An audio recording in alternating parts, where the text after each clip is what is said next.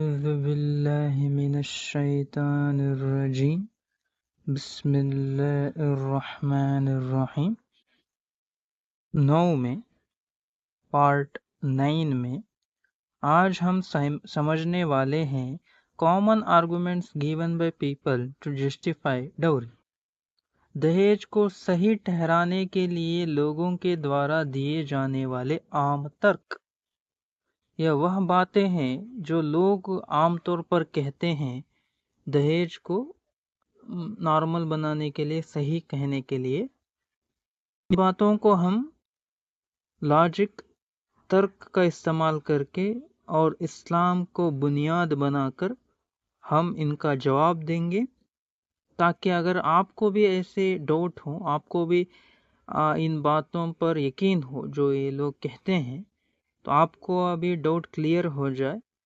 और साथ ही साथ आप भी जो लोग ऐसे बातों को करते हैं उनको जवाब दें, पर ध्यान रखिएगा रेस्पेक्ट हो, इज्जत हो, मर्यादा हो, उसे पार ना कीजिएगा। तो शुरू करते हैं। पहला जो आर्गुमेंट जो देते हैं लोग वह है कि it's tradition, custom, everyone does it. तो यह तो परंपरा है, ये तो रिवाज है हमारा और सब करते हैं। ये दो डिफरेंट बात है। पहले तो ये कह रहे हैं कि ये हमारा परंपरा है, बुजुर्गों से चला आ रहा है, सामाजिक तौर पर चला आ रहा है। एंड एवरीवन डज इट, हर एक करता है। तो ये एक आर्गुमेंट पेश करते हैं। तार्किक जवाब अगर देना चाहें, logic, tradition, custom doesn't mean it always true और गुड। पहला तो तार्किक यही आंसर है, यही जवाब है कि कोई भी संप्रदाय, परंपरा, रिवाज, इसका मतलब ये नहीं है कि वो अच्छा ही हो, है ना। हर संप्रदाय अच्छा नहीं होता और हर अच्छी चीज को संप्रदाय होने की जरूरत भी नहीं पड़ती। ठीक है, तो आपके जो बाप दादाओं ने किया वो हर अच्छी चीज नहीं थी। जैसे like slavery, child marriage, sati system where were also once traditions today. तो यहाँ एग्जाम्पल्स के साथ मैंने समझाया है। जैसे स्लेवरी, गुलामी, है ना, उजले लोगों के गुलाम थे, जो काले रंग के लोग थे, उनको कई सालों तक गुलाम बना दिया गया था।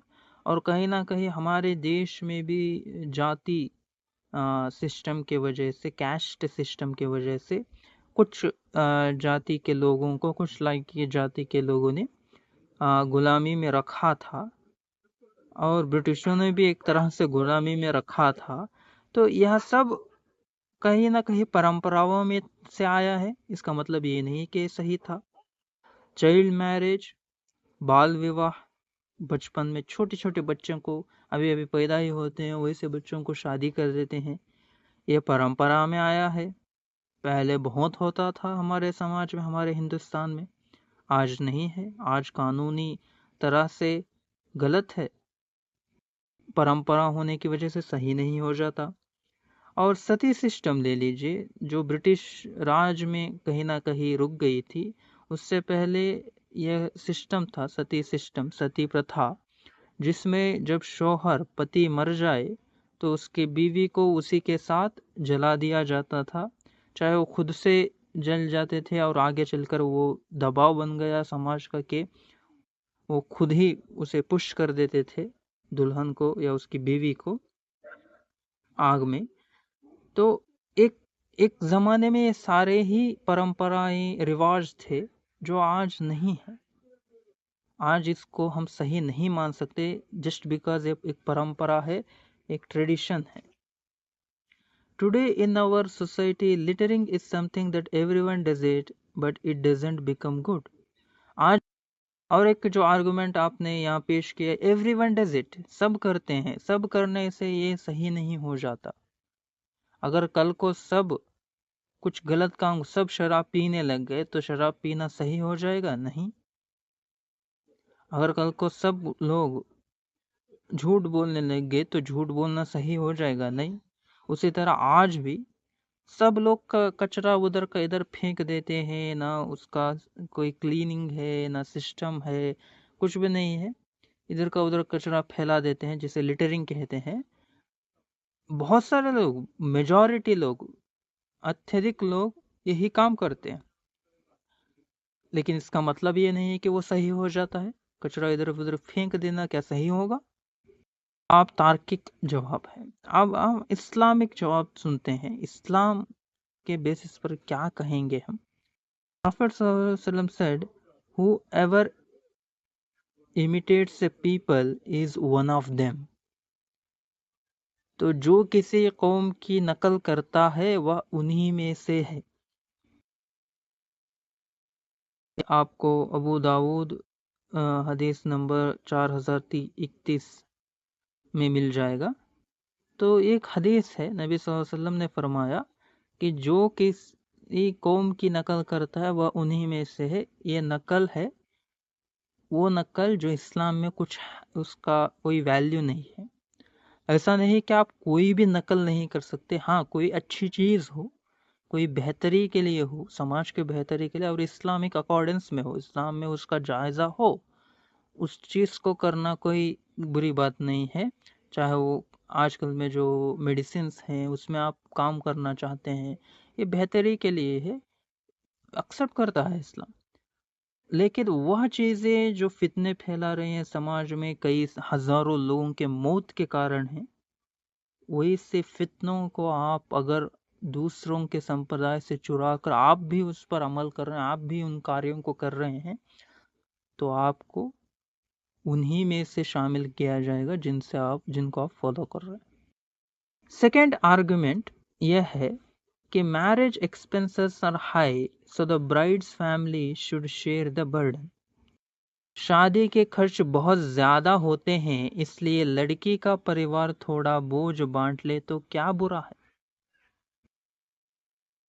तो ये एक आर्गुमेंट रखते हैं कि शादी का बोझ बहुत ज़्यादा है, एक्सपेंसेस ज़्यादा हैं, तो क्यों ना ब्राइड के फैमिली वाले, दुल्हन के लड़की के परिवार वाले भी इसमें कुछ शेयर कर लें।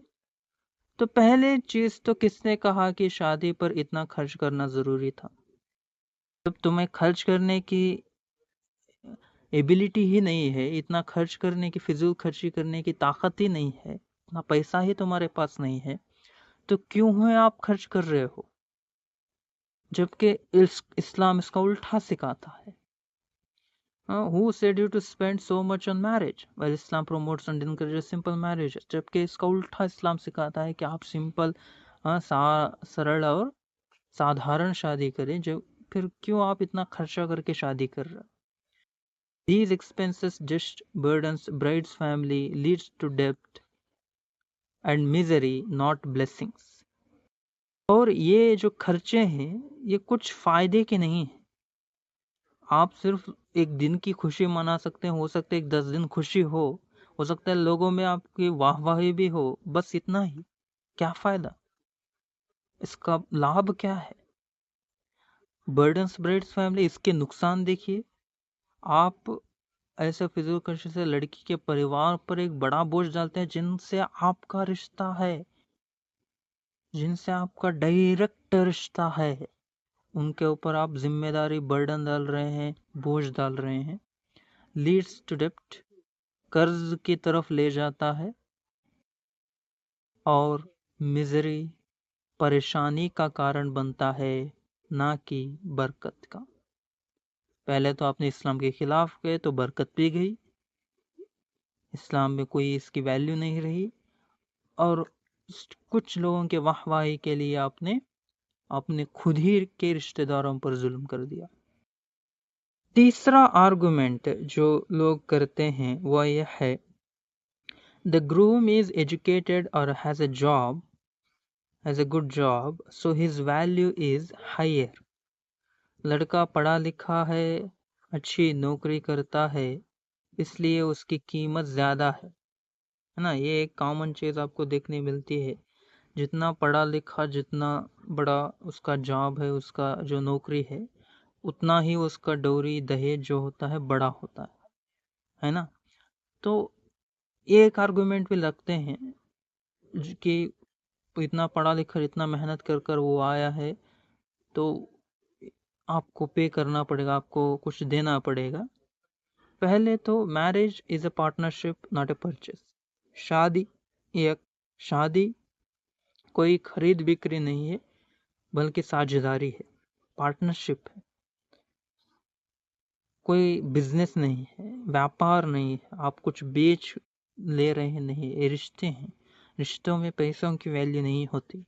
पहली चीज, the groom's education is quality he brings to the partnership for their shared future, like a bride brings her education, emotional intelligence, earning potentials, managerial skills in running a household, etc. to the partnership. यहाँ यही समझने की ज़रूरत है कि लड़के की शिक्षा उस साझेदारी में उसका योगदान है। आप किसी के साथ एक साझेदारी बना रहे हैं, एक पार्टनरशिप बना रहे हैं, तो वो जो भी उसका एक्सपीरियंस है, वो एक्सपीरियंस वो लाकर दे रहा है, तो इसका मतलब वो रिश्ते के लिए वो फायदेमंद है, उसका योगदान है। जैसे लड़की, यह भी इम्पोर्टेंट। हमारा प्रॉब्लम ये है, हम इतने एक्सट्रीम पैट्रियार्किक पीपल हो चुके हैं। देखिए, द ग्रूम्स एजुकेशन क्वालिटी जो है, जो जॉब है, वो उस रिश्ते के लिए नफा ला रहा है 100%। हम ना नहीं कह रहे, उसकी वैल्यू है। इसका मतलब ये नहीं है कि किसी एक की वैल्यू होने का मतलब ये नहीं कि दूसरे की कोई भी वैल्यू नहीं है, कोई भी मूल्य नहीं है। हाँ, वह अपना एजुकेशन नहीं ले रही, अगर वह पढ़ी लिखी है तो वो भी ला रही है। आप कितना दे रहे हैं उसके पढ़ाई लिखाई के लिए? वह अपना इमोशनल इंटेलिजेंस आ रही है, जो एक रिश्ते को निभाने के लिए जो जरूरत होती है, वह भावनात्मक समझ वो ला रही है। उसके पास जिंदगी गुजारने के लिए, अपने पति के साथ रहने के लिए जो समझ है उसके पास, चाहे भावनात्मक हो, शारीरिक हो, मानसिक हो। अर्निंग पोटेंशियल्स, हो सकता है वो कमाने लायक भी हो, चाहे उसके पास भी जॉब हो, हाँ, या वो कोई कूली का काम ही कर कर अब कमाती हो। मैनेजरियल स्किल्स, हाँ, जो सबसे इम्पोर्टेंट है, घर संभालने की जो योग्यता है, जो खासकर मर्दों में नहीं होती, वो स्किल्स हों, वो यह सब वो लाते हैं। और भी कई सारी चीज़ें हैं जो मैं आपको बता सकता हूँ, जो वो लाती है इस रिश्ते को, जिसका कोई मूल्य नहीं दिया जाता लड़कों की तरफ से, लड़के के परिवार की तरफ से। ये कैसा न्याय है? हाँ, एक तरफ तो आप मांग रहे हैं पैसा, दहेज, लड़की वालों की तरफ से, कि आपका बेटा सिर्फ पढ़ा लिखा और एक नौकरी करता है जो उसके खुद के फायदे के लिए किया है। उसने इसलिए किया था कि वो अपनी जिंदगी में आगे बढ़े, उसका कोई सेल्फ रिस्पेक्ट होगा, हाँ, आत्मसम्मान होगा, आत्मगौरव होगा, कि उसने अपने आत्मगौरव के लिए वह काम, जॉब चुना होगा। उसका पैशन भी हो सकता है, उसकी आस भी हो सकती है कि वो काम करे, उसकी खुशी भी है उस काम में। ये सब फायदे वो उठा रहा है। फिर आप कह रहे हैं कि ये जॉब होने की वजह से, इतना पढ़ा लिखा होने की वजह से आप दहेज दें। ये कैसा काम है? ये कैसा न्याय है? Dowry is illogical because it only flows in one direction, ignores bride's contributions entirely. यही प्रॉब्लम है दहेज में, कि एक ही तरफा दिखाया जाता है कि लड़का ऐसा है, लड़का ये करता है, लड़का वैसा है, जबकि लड़की में भी गुण है। आप अगर उससे शादी कर रहे हैं, एक्चुअली सच में कर रहे हैं, तो इसका मतलब आपने कुछ देखा होगा उस लड़के में जो आपको बहुत पसंद दिया होगा।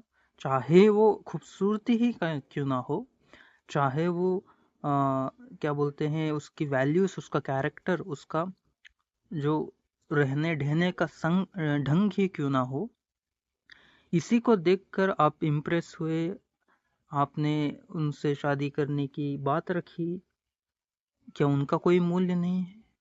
आप उन चीज़ों के लिए क्या मूल्य दे रहे हैं, क्या किन पैसों को दे रहे हैं अपने घर, जो आपको देना पड़ता है। एक्चुअली सोचा जाए कि उनके परिवार वाले को, तो आप तो उसे ले जा रहे हैं उसके जॉब के साथ, उसकी सैलरी के साथ, उसके जो घर संभालने के जो स्किल्स हैं, जो अपने माँ बाप के घर के बजाय वो आपके माँ बाप और आपके घर में इस्तेमाल करेगी, वो सब लेकर आ रही है।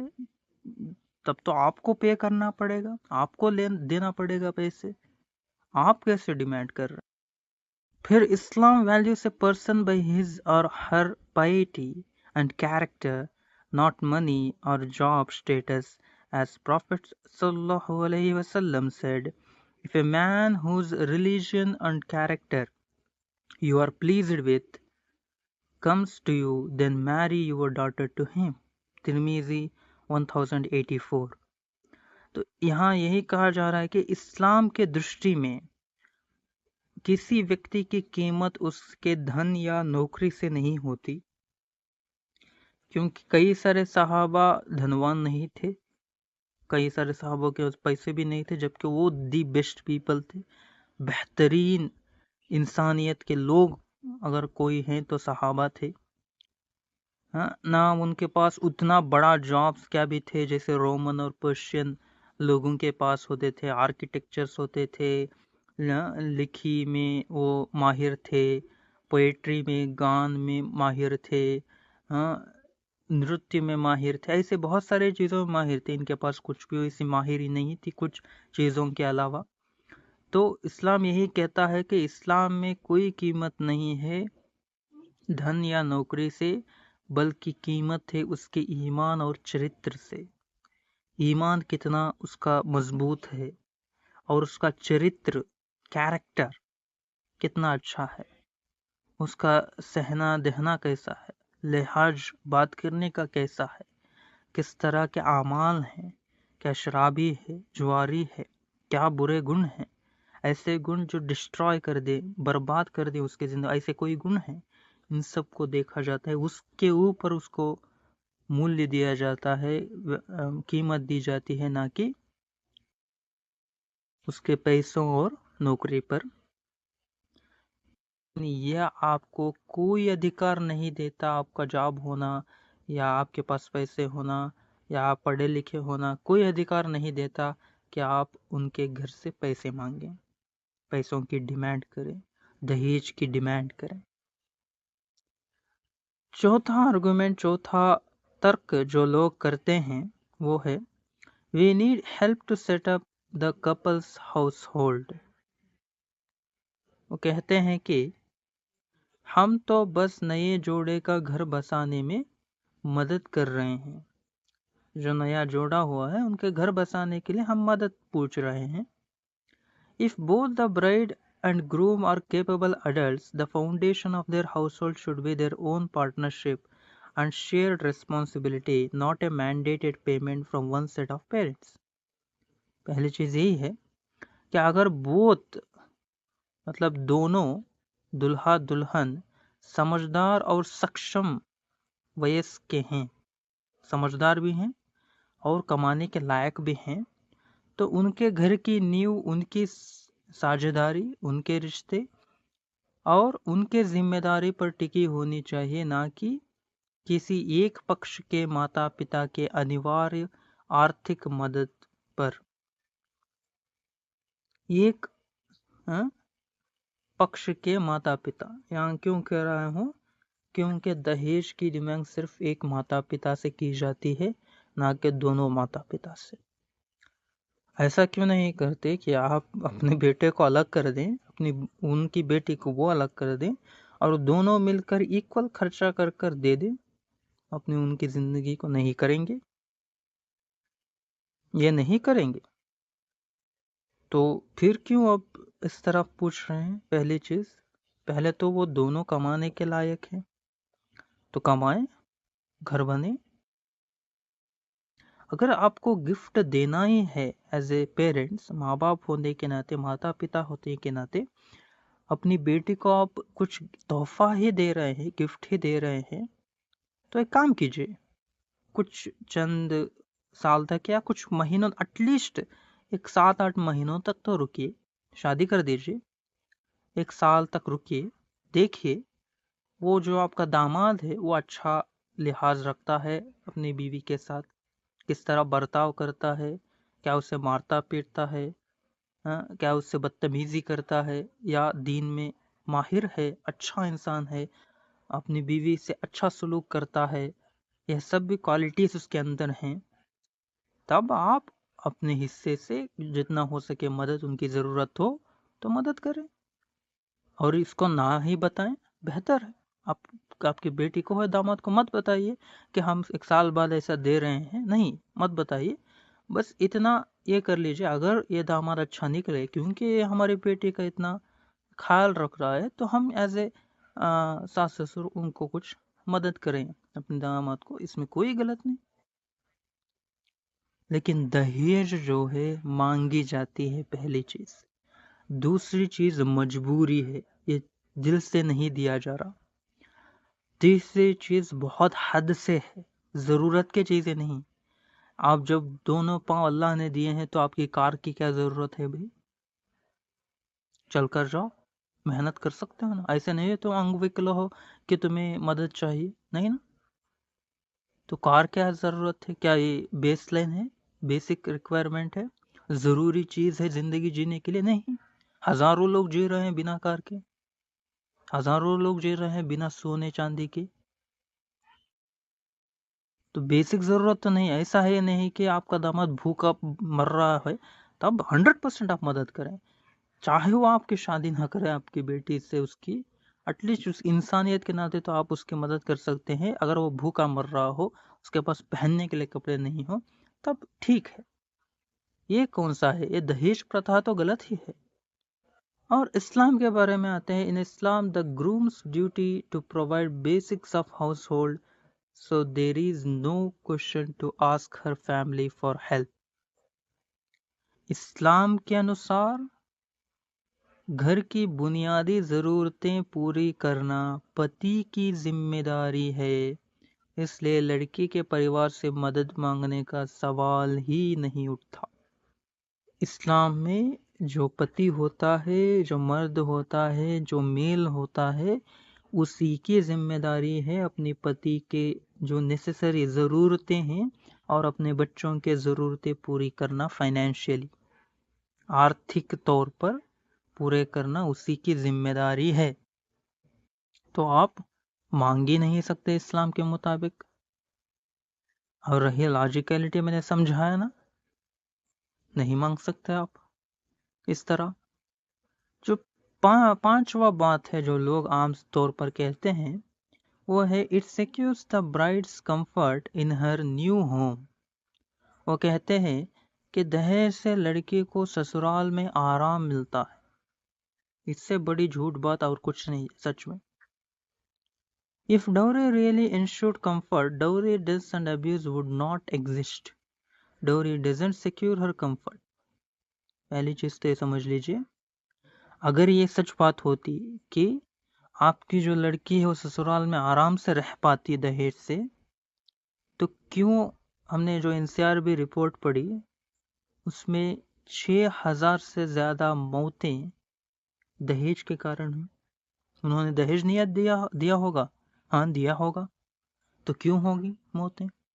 कई सारे ऐसे एग्जाम्पल्स हैं, ऐसे उदाहरण हैं जिसमें लड़की के वालों ने बहुत ही कर्ज कर कर ही चाहे दहेज दे दिया, फिर भी उनकी पेट नहीं भरा लड़के वालों का, तो वो दहेज की मांग करते रहे यहाँ तक कि लड़की आत्महत्या कर कर मर गई, सुसाइड कर कर मर गई। ये जो आप बात कर रहे हैं सिक्योरिटी देगा, हाँ आराम मिलेगा, ये तो सच नहीं है। It commodifies it, making her well-being conditional on payment. ये बहुत ज़रूरी है समझना कि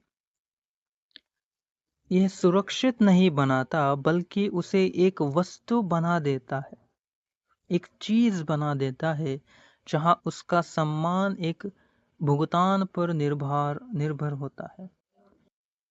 उसको चीज बना देता है। किसको? दुल्हन को।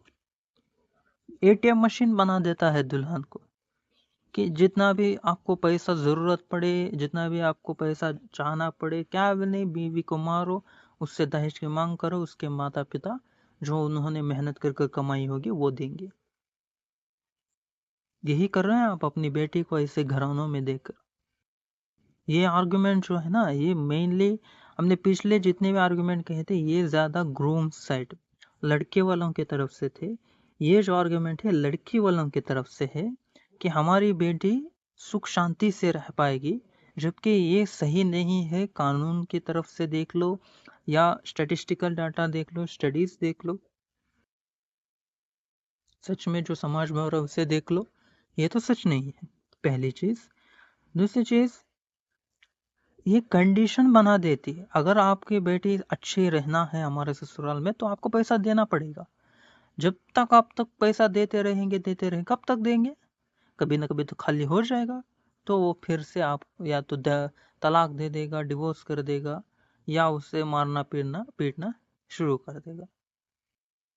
हर दिन वो महिला, वो पत्नी, वो आपकी बेटी मानसिक पीड़ना से, पेन से झेलती रहेगी हर दिन।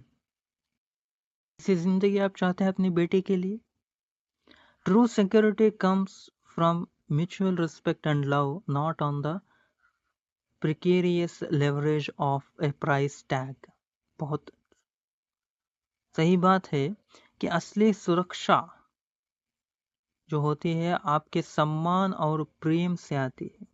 एक दूसरे का सम्मान करना, एक दूसरे की इज्जत करने से आती है, ना कि दहेज मांगने से और प्यार से, मोहब्बत से आती है। जब आप एक चीज का प्राइस टैग लगा देना, प्राइस टैग पता है ना, कपड़ों पर लगा होता है स्टिकर, जिसमें उसका मूल्य लिखा होता है, उसका कितना पैसे का वो मूल्य है, हाँ? लिखा होता है। अगर वैसा लिख दिया है आपने अपने रिश्ते पर, एक इंसान पर, तो इसका मतलब समझ लीजिए वहां प्यार नहीं होगा, वहां मोहब्बत नहीं होगी, और ना ही वहां इज्जत होगी। जहां इज्जत मोहब्बत ही ना हो, क्या करेंगे और कुछ भी लेकर आप? If a financial incentive is needed to ensure good treatment, that is not a family she should be joining in the first place। हाँ, यही कह रहा हूं मैं कि अगर किसी परिवार को अच्छा व्यवहार करने के लिए पैसे की लालच चाहिए, तो वह रिश्ता शुरू ही से नहीं होना चाहिए था। सिर्फ एक इज्जत देने के लिए आपको पैसा देना पड़ रहा है तो इज्जत कहलाएगी? मोहब्बत करने के लिए, प्यार करने के लिए आपको पैसा देना पड़ रहा है, अच्छे से रहने के लिए आपको पैसा देना पड़ रहा है, क्या वो सच में प्यार है, मोहब्बत है, इज्जत है, अच्छाई है? नहीं। आप किसी रेपिस्ट को भी अगर पैसे दे देना, वो भी एक अच्छा एक्टर बन के, अच्छा इंसान बन के दिखा देगा, तो इसका मतलब ये नहीं है कि वो अच्छा है। It gives honor and status to the bride's family। और एक आर्गुमेंट रखते हैं कि दहेज देने से लड़की के परिवार की इज्जत बढ़ती है। Paying dowry doesn't bring honor, it purchases a false reputation at the cost of your dignity। True honor is in taqwa। दहेज देकर इज्जत नहीं मिलती, यह तो झूठी शोहरत है जो आपकी इज्जत और आत्मसम्मान की कीमत पर खरीदी जाती है। ये जो प्रिटेंशियस रिस्पेक्ट है, मतलब एक्टिंग इज्जत, वो एक्टिंग कर रहे हैं आपके साथ इज्जत करने की। जब तक पैसा है तब तक आपकी इज्जत है, जब आप गरीब लाचार होकर पड़े रहेंगे आपको धक्का देकर भगा देंगे। सच्ची इज्जत तकवा में है।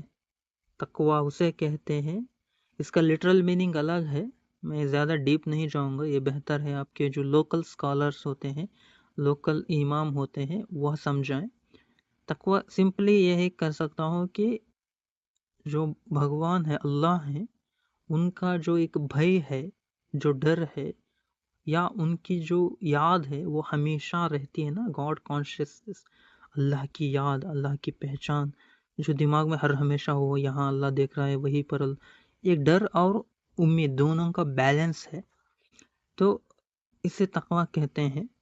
तो जिसके पास ये है, तकवा है, गॉड कॉन्शियसनेस है, ईश्वर भय और सच्चरित्रता है, वह इज्जत है, वहाँ इज्जत बढ़ती है, ना कि इस जैसे इज्जत। The greatest honor a family can have is the reputations for raising strong Muslims and building alliance based on mutual respect. किसी परिवार से सबसे बड़ी इज्जत यह है कि उन्होंने एक मजबूत मुस्लिम बेटी की परवरिश की, अपने दीन सिखाया, अपने बच्चों को इल्म सिखाया, एजुकेटेड किया, अपने पाँव पर खड़ा होने के लायक बनाया, इज्जत कमाने के लायक बनाया। वो जब गलत हो उसके खिलाफ खड़े होते हैं, सही हो उसके साथ बन टन कर खड़े होते हैं। ये है असली इज्जत, ये है असली सम्मान, ये है असली गौरव। ऐसा रिश्ता बनाया जो आपसी सम्मान पर आधारित है, एक दूसरे के सम्मान, एक दूसरे के गौरव पर, एक दूसरे की इज्जत पर आधारित है। यहाँ वो रिश्तेदार भी इज्जत आपकी करते हैं, आप भी उनकी करते हैं। कहीं ना कहीं बीच में कोई गम नहीं है, ना उन्होंने आपके साथ अन्याय करने का गम है, ना वह ये अहंकार करते हैं, देखो मैंने कितने पैसे लूट लिए हमारे रिश्तेदारों से, ये भी उनके अंदर नहीं होता, मेल कुचेल। तो एक अच्छी खासी जिंदगी आपकी चली जाती, यही इज्जत है। Don't trade your self respect for social approval. अपने स्वाभिमान को समाज की झूठी तारीफ के लिए मत बेचो, ये बहुत जरूरी है। देखिए, समाज पर निर्भर ना कीजिए। समाज एक ऐसी चीज है जो उसी को वैल्यू देती है जो उसके साथ चले। अगर आज जो समाज में गलत काम हो रहे हैं, आप अगर बाहर जाकर बात करेंगे तो आपको मारने लग जाएंगे लोग, आपको पीटने लग जाएंगे, कोई साथ नहीं देगा, ना ही कानून देगा। तो इतना खतरनाक है समाज। तो समाज के लिए आप अपनी इज्जत क्यों उछाल रहे हैं? A poor family forced into debt loses more dignity than it gains by giving dowry. यह एक लॉजिकल तार्किक विषय है समझना कि कोई भी एक गरीब परिवार जो दहेज के लिए कर्ज में डूबा हुआ है, वह इज्जत से ज्यादा बेइज्जती झेलता है। सोच कर देखिए, आपने तो बहुत ही कर्ज करके दहेज दे दिया, लेकिन जिनसे आपने कर्ज किया है वो बारे बार आपके घर के पास आ रहा है, मांग रहा है, लोग देख रहे हैं, तो समाज के सामने आपकी बेइज्जती हुई ना।